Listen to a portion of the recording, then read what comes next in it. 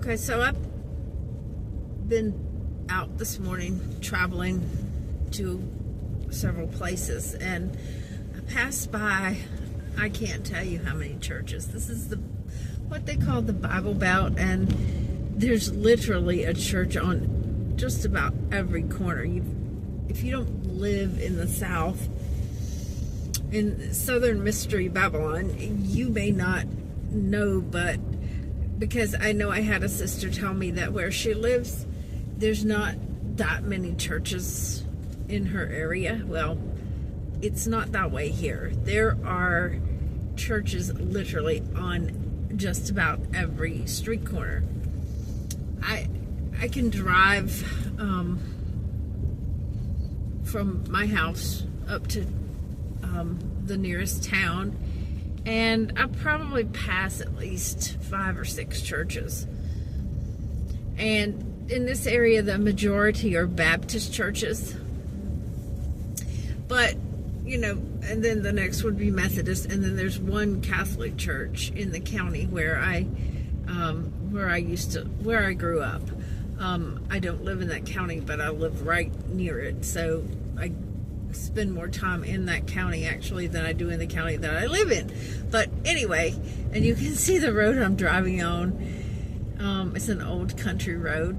This is, so anyway, but this is just an old country road. But once I go out to the main road and start driving, you'll start passing churches.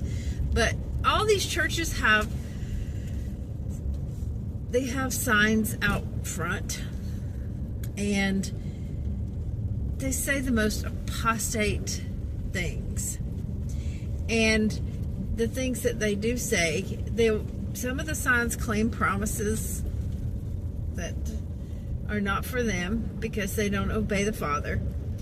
A lot of them, all of them advertise their Sunday services, Sun God Day services, because they're all Sun God Day churches. There's a couple of Seventh-day Adventist churches close by, but of course they do the evening to evening Sabbath, and if I'm not mistaken, they all do Christmas and Easter.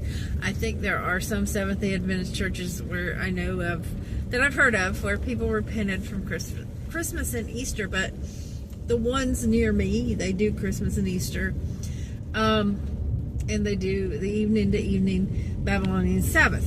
So anyway, with all that being said, you'll pass by churches and they have signs out there with many different things, but like I said, they all advertise their Sun God Day services.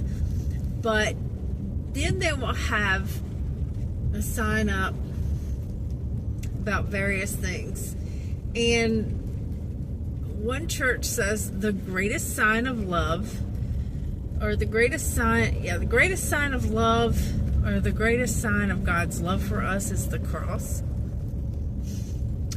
Okay, so the Bible says this is the love of God, that we keep His commandments, and His commandments are not grievous.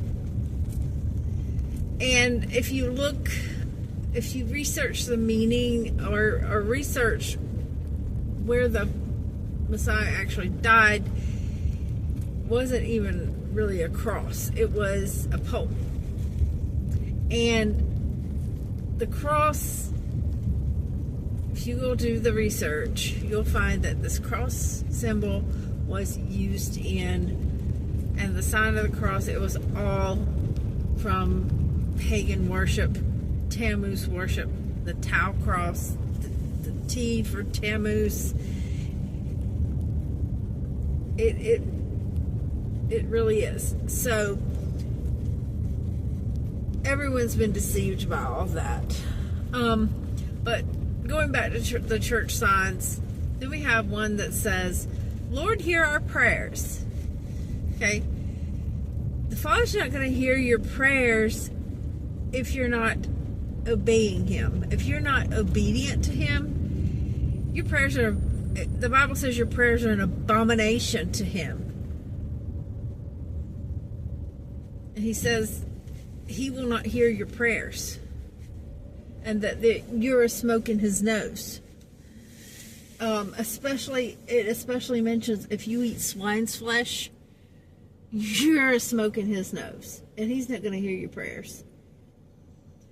And then the Catholic Church that I passed earlier today, it said pray the rosary every day. There's another graven image. I mean, where in the Bible does it say to do that? Why do you need an object of affection? The Bible tells us to worship the Father in spirit and in truth. Not to make any graven images. We're not to make any graven images whatsoever. And the biggest thing today are the crosses. There's wooden crosses on churches, wooden crosses in churches, wooden crosses on church steeples, which is another sign of the Asherah pole. There's people have cross necklaces. They have crosses on their cross tattoos, cross earrings, crosses hanging from their rearview mirrors, crosses on their houses. And a lot of these crosses, especially the ones you see on churches, in church lawns and places like that, are wooden crosses. And we're told that in Babylon, when you're scattered among the heathen, there you'll serve idols of there you'll serve gods of wood and stone. You know, it's just amazing how Christians just can't see this.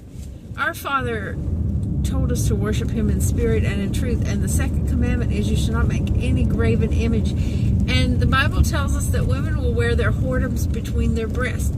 So a graven image is a whoredom. If you have a cross necklace on, that's a graven image. That's a whoredom that you're wearing. You're whoring with other gods. Our Father specifically told us not to do that. It's no different than the golden calf. Why do you think it would be any different? Why would he accept your cross necklace when the cross actually stands for Tammuz anyway? But why would he accept your cross necklace or any of your other graven image that are supposed to represent him? Why? I've seen women wearing other kinds of necklaces that have something to do supposedly with God or Christianity, but I'm going to tell you, none of them have to do with him because he doesn't want it. He told you not to do that. So, and then we have other, back to the church signs. We have church signs with all kind of crazy little sayings. We have poor man's supper for missions. They're taking up money to go and spread more idolatry, more Christmas and Easter to the four corners of the earth, more than they've already done. And by taking up money, selling food for something like that, they're making merchandise out of God's people. Get real. I mean, listen.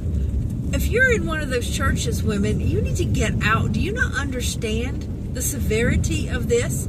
You are not obeying God. You're breaking his commandments. This is Babylon. You're just living in Mystery Babylon, following all the ways of the world, all the ways of Mystery Babylon, all these graven images and whoring with other gods. And everyone's hating their neighbor in their heart. No one's loving their neighbors themselves. Everybody's murdering their neighbor in their heart by not... Well, first of all, you can't even fulfill the royal law if you don't take the log out of your eye and get rid of your own whoredoms. Get rid of your Christmas tree. Get rid of your cross necklaces so you can see to rebuke other people and help them get in covenant. You need to get in covenant because the tribulation is coming. And it's coming soon. It's not like something that's like 10 or 15 years away. It's coming. I mean, like really soon. And when it comes, it's coming like Satan's going to get cast down like a flood. It's not like he's going to get cast down and then we're going to have a few bad days here and there and a few... No.